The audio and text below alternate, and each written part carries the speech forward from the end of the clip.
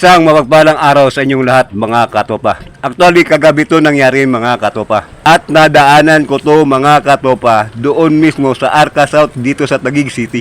Magsusundo muna sana ako kay Commander Balwig mga katopa. Ang problema nga lang mga topa, nadaanan ko tong dump truck na to doon mismo sa rotunda ng FTI mga katopa dito sa Taguig mga katopa. Food Terminal Incorporated dito sa Taguig.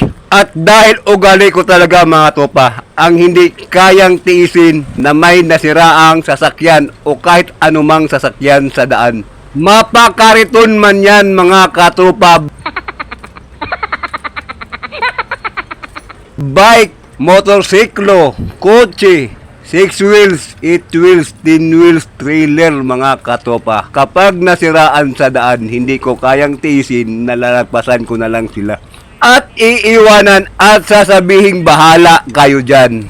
Pero ako mga katopa, iba ang ugali ko mga katopa. Ayaw kong may nasiraan sa daan. Dahil sa totoo lang talaga mga katopa, kapag may nakita akong nasiraan sa daan, hindi ko kayang tiisin mga katopa. Natatanungin ko lang sila at kusa ko na lang silang iiwan kapag nakuha ko na yung impormasyon. Kagaya na lang ng mga nagtulak mga katopa. Tatanungin ko sila kung ano ang problema. Natural yan mga katopa. Natatanungin ko sila para alam ko kung ano ang may tulong ko. At lahat yan mga katopa, kaya ko silang tulungan. Hindi lang basta nagtatanong mga topa at kapag nakuha ko na yung impormasyon, kusa ko na lang silang iiwan. Nagtatanong ako mga katopa para sa agarang aksyon, para sa agarang paraan kung ano ang mas mabilis na paraan at nang makaalis kaagad ang tropa. At kagaya ng sinabi ko na sa inyo mga katopa, wala akong pinipiling sasakyan na tutulungan kahit pa lumulutang yan sa tubig mga katopa.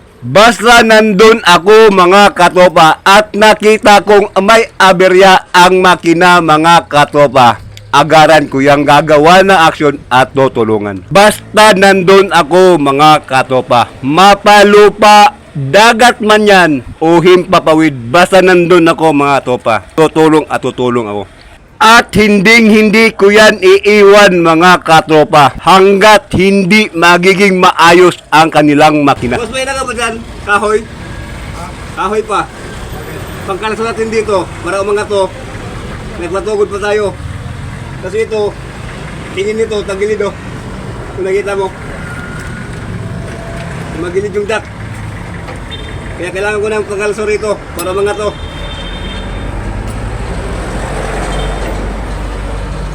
Kasi kung nakita mo so magilid. Sa totoo lang katropa, meron talaga akong phobia dyan sa jack mga katropa. Alam nyo kung bakit mga tropa? Naliparan na ako ng jack mga katropa. Dahil itinayo ko yun sa malambot na lupa na akala namin matigas at bumaon ng bumaon at loaded kami.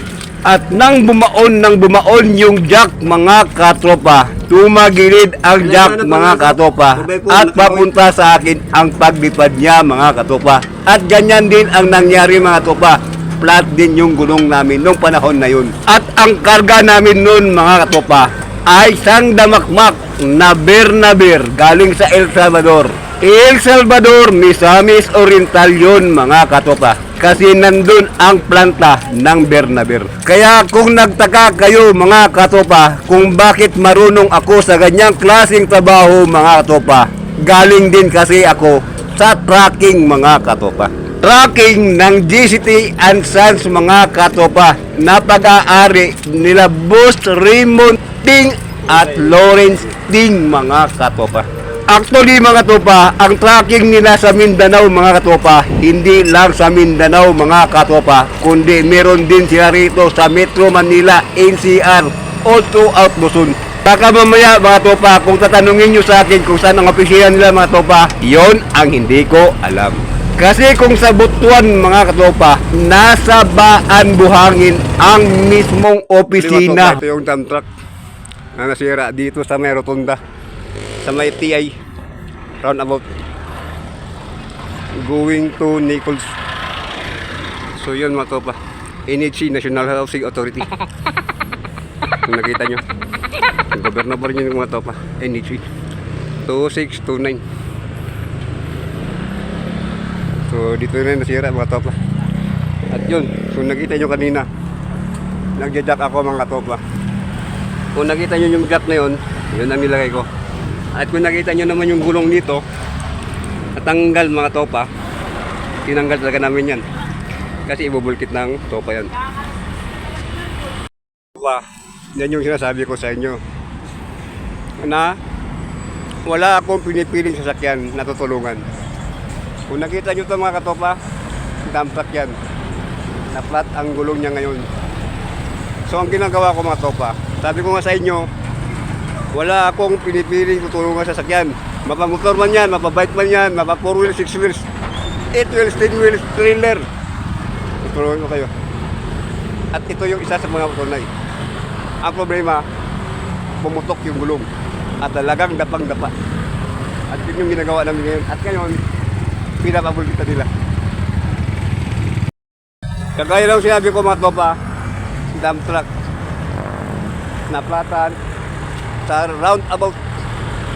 Dito galing sa DOST going to Naples. Itong FTI roundabout.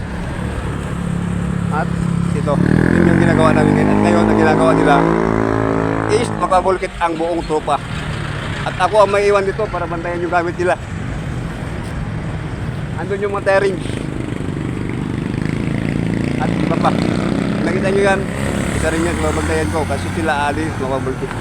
At kung nakita nyo mga topa, yan yung dump truck mga topa na naplatan sa may Arca South yan mga topa sa may FTI roundabout.